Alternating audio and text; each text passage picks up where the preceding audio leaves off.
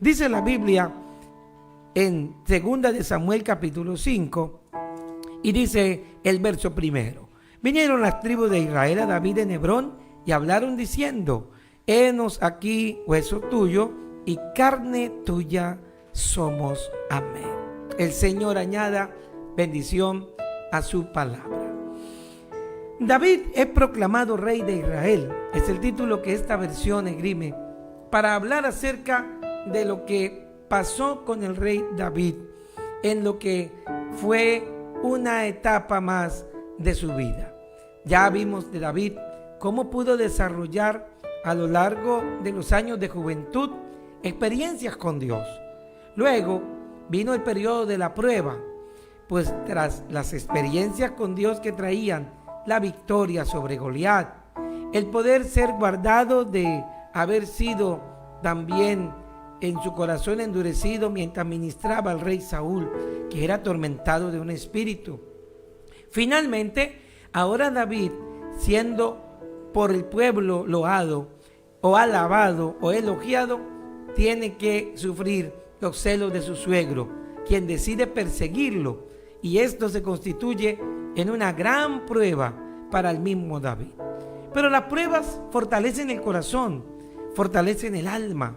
Las pruebas hacen que cuando el martillo te golpea, entonces emerja de ti una mayor dureza en tu carácter para resistir. Eso hacen los vientos de la prueba, hacen que el barco puedan sostenerse en medio de la mar o avanzar. En esto es necesario entonces considerar que serían las pruebas lo que traería al mismo David a ser el hombre que sería ahora.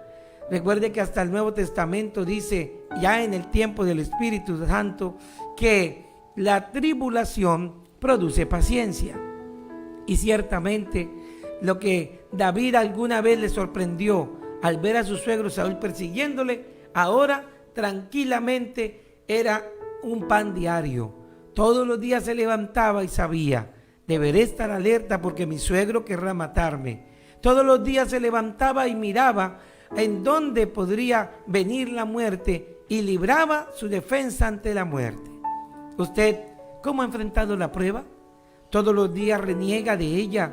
¿O quizás todos los días le reclama a Dios por qué se la deja sufrir? ¿O decidiste aceptar que debes de, sabiendo que estás en tierra de ladrones, cubrir tu casa, asegurar tu casa?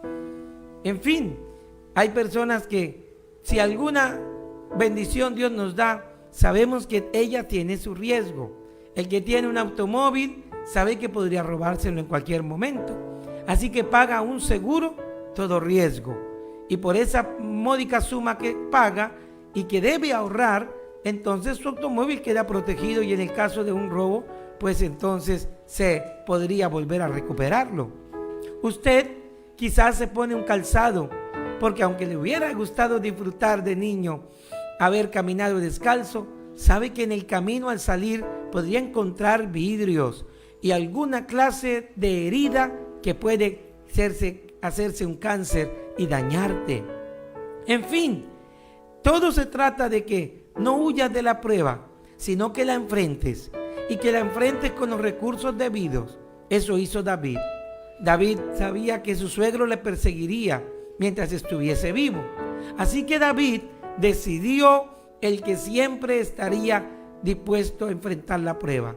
Muchos salmos que usted lee de él están diciendo que él está siendo perseguido por su suegro, y que él halla en Jehová su roca mía, castillo mío, mi Dios en quien confiaré. El problema de la prueba es que usted la enfrente como Noé enfrentaría el diluvio sin el arca, pero eso no hizo Noé. Eso sería como enfrentar la cruz si Jesús no sabría que resucitaría, pero él lo sabía. Dijo: yo pongo mi vida y la vuelvo a tomar. Así que no se trata de que no enfrentes la batalla, pero por favor, ármate para ella y ten presente que ella está lista también para ti, y que nada pasará más allá de lo que Dios ya te ha entregado para defenderte. Aquí hay un David entonces sobreviviente de la prueba. Y le hablaré de 2 puntos esenciales que hoy es importante que usted lo tenga. Cuando ha pasado la prueba, viene la recompensa. ¿Qué hace el Señor con David?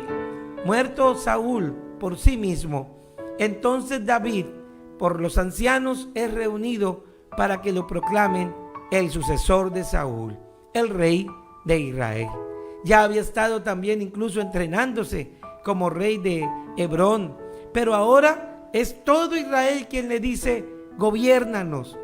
Y entonces hay 2 aspectos que van a señalar los ancianos como la señal de que David debe ser su rey. Yo he llamado a esta reflexión los principios de autoridad. O sea, usted es rey en su casa, usted gerencia una empresa, usted está al frente de un personal o quizás guía un redil. Sí, cualquiera que sea nuestra labor de ir al frente, Dios también espera que reunamos unas condiciones que el pueblo sabe, evidencia que Él es quien lo guía. Entonces, en esto de los principios de autoridad, que usted como padre de familia diga: ¿y por qué no me obedecen mis hijos? ¿Y por qué no está sujeta a mí esa persona que es mi empleado? ¿Por qué no está dejándose guiar una oveja si es que eres pastor? Pues aquí están unos principios, solo 2, que se mencionaron para que David reinara sobre ellos y sucediera al rey Saúl. El primero de ellos, el pueblo a través de sus ancianos le dijeron: henos aquí hueso tuyo y carne tuya. Es decir, ¿sabes, David? Acá estamos, la gente que es como tú. Aquí estamos los que ya no tenemos un rey altivo, sino alguien que se igualó a nosotros. Esta es nuestra carne. Tú eres nuestra carne. Somos tu hueso. Tú eres hueso nuestro. Somos de la misma gente. Creo que este principio es por el que luchan muchos líderes queriendo ganar adeptos. Y esto hay que ver solo la publicidad en días en donde alguien quiere tener los votos de personas cercanas a ellos y entonces buscan fotografiarse y hacer la imagen de que es igual al pueblo. También en esos mismos tiempos los pueblos dicen: queremos a alguien que haya pasado por lo que nosotros pasamos, ¿verdad? Y entonces dice: que sea como uno de los nuestros, sufrido, trabajador, hijo de una empleada o madre soltera. Y entonces eso hace crear lo que se llama el principio de la identificación. Pues eso fue lo que pasó con David. David no tuvo que fingirla. David no tuvo que asumir un tono o unas características que dijera: yo no soy altivo como fue Saúl. No, David de manera natural se portó con la gente como uno de ellos. ¿Alguien ha llamado a esto ponerse en los zapatos del otro? O quizás no olvidar los orígenes de donde se provino. Como quiera que sea, apliquemos esto entonces a nuestra posición frente a Dios. A ese Señor al que tú le clamas y le dices: Dios mío, ayúdeme, porque mi hijo no me atiende. Señor, ayúdeme, porque mi esposa no me respeta. Oh Señor, ¿por qué mis hijos no quieren saber de mí nada? O quizás la persona que yo quiero aconsejar o guiar no permite. Y es más, si eres jefe de algún emprendimiento, ves que la gente más bien se aleja de ti. Ante esa pregunta, Dios te está diciendo hoy esta palabra: debes pensar cómo piensan ellos. Debes considerarlos como si las cosas pasaran contigo. Fue la regla de oro que Cristo enseñó: hagan a los demás lo que quiera que le hagan a ti. Sí, y lo diré sin tutear mucho: hagan a los demás lo que quieran que hagan con ustedes. No es la frase igual decirla en un aspecto negativo. Acá está en afirmativo. Porque he escuchado a personas que dicen, y hasta hay refranes escritos en paredes diciendo: no hagas a los otros lo que no quieras que hagan contigo. Entonces esa expresión que dice no hagas muestra prevención. Y entonces al final nadie hace nada. Pero el Señor dijo: hagan. Dijo: sí, debes hacer con el otro lo que quieras que hagan contigo. Ten la iniciativa. Vas a buscar hacer con el otro que si no ha sido detallista contigo, tú seas detallista con él. Que si no te ha hablado amablemente, tú habla amablemente. Proverbios 15:1 dice, la blanda respuesta hasta quita la ira del otro. Necesitamos identificación. A veces no se trata de identificarte contigo mismo, porque encuentro que hay padres de familias que dicen, yo quiero tener una niñez para mi hijo como la que yo no tuve. Entonces le voy a dar a mi hijo lo que yo no tuve. Ahí estás identificándose contigo. Pero no, cuando tú te identificas con el niño, tú dices, ¿cómo piensa él ahora? ¿Qué cosas tiene él en mente? ¿Qué necesidades tiene hoy en día? Y no vas a suplir las tuyas, haciéndole esa suplencia a él, cuando tal vez no es la misma necesidad. Tengamos sabiduría para gobernar a otros y para guiar a otros. No es cómo te sientes tú. Mi amada hermana, no elijas el color solo porque eso lo quisiste tener desde niña, porque ese mueble lo soñé desde niña. No, ahora hay un esposo que no debes ignorar. Ahora debes unos hijos que no debes poner de lado. He visto parejas de recién casados que tienen una hermosísima casa con muy buenos muebles, pero olvidan que un día van a llegar los niños. Así que pretenden que el mundo siga intacto cuando llegan los que chorrean muebles, los que están en etapa de aprendizaje, ensucian el suelo, ensucian las paredes, pero tú insistes en solo suplir tu necesidad y no la del otro. La gente eligió a David porque usted, David, siente como nosotros sentimos. Siente lo que nosotros creemos. Es más, te enojas con lo que nosotros nos enojamos. Somos de los mismos huesos, somos de la misma carne. Identificación. Fue lo que hizo Cristo finalmente por nosotros. Cuando desde el Calvario nos vio, sintió todo lo que nosotros sentimos. Herido como nosotros hemos sido heridos, traicionados como alguno ha sido traicionado. Todo lo llevó. Dice la Biblia que llevó todas nuestras enfermedades.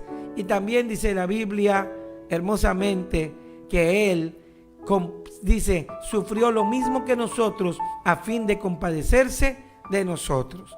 Por eso se hizo carne, para entendernos mejor. Lo elegimos rey porque Él sabe lo que nosotros hemos sufrido, que hasta nuestro pecado llevó en el Calvario.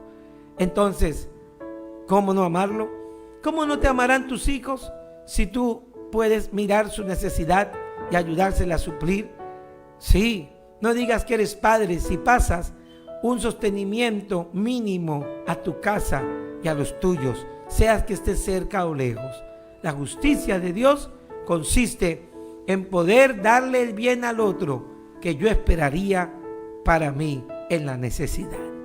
Un segundo principio que usó el rey David y que el pueblo también lo tuvo en cuenta fue el hecho de su entrega a ellos. Miremos el segundo verso de este capítulo 5 de Segunda de Samuel. Y aún antes que ahora, cuando Saúl reinaba sobre nosotros, eras tú quien sacaba a Israel a la guerra y lo volvías a traer. Además, Jehová te ha dicho, tú apacentarás a mi pueblo Israel y tú serás príncipe sobre Israel. Es lo que están diciendo los ancianos. Escuche lo que dijeron. ¿Sabes, David? Antes que fueras rey, todavía viviendo Saúl, usted era capaz de pelear por nosotros. Usted iba a la guerra. Antes de que a usted le dieran el cargo, ya usted estaba haciendo esto por amor a nosotros. Antes de que te pusieran la corona que ahora te vamos a poner, ya tú nos amabas y te entregabas por nosotros. Déjeme decir esto. La gente que verdaderamente sirve a otro no necesita un título, no necesita ni siquiera justificación. Si usted de verdad es alguien que ama a su vecino, no necesita que una campaña de barrer los andenes haya. Usted barrerá el suyo y hasta se pasará y barrerá el del otro. Entregó un poco más de sí. Si de verdad usted desea servir a Dios, usted no esperará a que lo nombren pastor. Usted no esperará a que le nombren cabeza de líder. No. O líder, cabeza de un comité. No, esto es con el corazón. Para Dios el servicio es mucho más que solo un renombre y una etiqueta. Se sirve con el corazón. Antes de que Cristo fuera reconocido como Mesías, ya estaba sirviendo. Era su naturaleza. Y la Biblia dedica todo un evangelio para mostrarnos a Cristo el siervo, como lo muestra Marcos. ¿Usted está esperando un título? ¿Está esperando a que sea papá? Haga mejor como hizo Abraham. Ya se portaba como un padre, que así lo llamaron, padre enaltecido, sin todavía tener hijos, y Dios le entregó uno. ¿Usted espera que en la empresa digan, es muy servicial cuando le coloquen ya en su nuevo cargo? ¿Por qué no comienza a hacerlo ahora? Ayude a compañeros, vaya más allá de la primer milla. Yo le invito a que haga un servicio de corazón. Sirva a Dios no por lo que Él lo va a convertir mañana. Sirva a Dios por lo que ya hizo por usted hoy. Porque lo salvó, porque lo redimió, porque lo compró con su sangre y perdonó sus pecados. Sirva a Dios. El título nada es. Una mujer puso alabastro en los pies de Jesús, pero mientras eso hacía, el que tenía el título, que era el apóstol, dijo, se hubiera vendido eso mejor y ese dinero compartirlo con los pobres. Finalmente, el segundo se perdió y ella llegó a testificar de él aún después de su muerte. ¿Usted está esperando un título para comenzar a servir? ¿Está esperando un pago para comenzar a trabajar? No, primero se sirve y luego viene la retribución. Si usted quiere tener autoridad, prepare un pasado para un futuro. David, sin tener esa intención, guiaba al pueblo, ya peleaba por ellos. El día de Goliat y de esa batalla, él mismo indignado dijo, pero ¿cómo así? Algún soldado debe ponerse allá, pero este no deberá blasfemar más el nombre del Señor. Hizo las cosas sin que le dieran el título y no esperó a que se lo colocaran. Yo quiero invitarle a que usted haga también como ese siervo, que le dijo a su Señor, Señor, usted me ha mandado a que busque quien venga aquí a cenar, pero Señor, nadie ha venido. Y el Señor lo mandó a que trajera a otros que no habían sido invitados.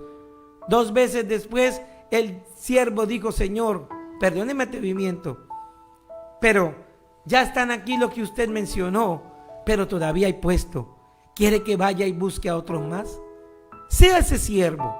Ese no era un mayordomo para tomar decisiones, pero decidió sentir lo que en el corazón de su Señor se sentía.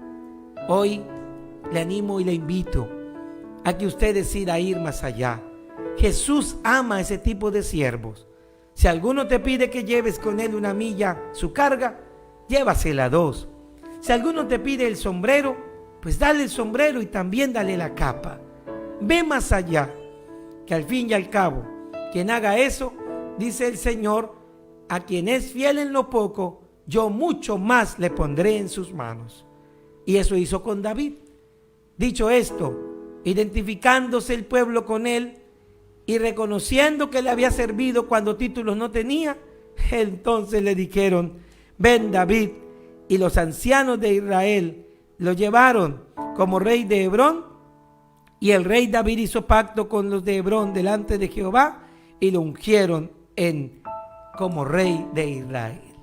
Hermosa historia de la que mañana seguiremos un poquito más estudiando, pero sobre todo una lección para nosotros hoy. Necesitamos dirigir y guiar a otros con el corazón, más que con cualquier otra estrategia de poder.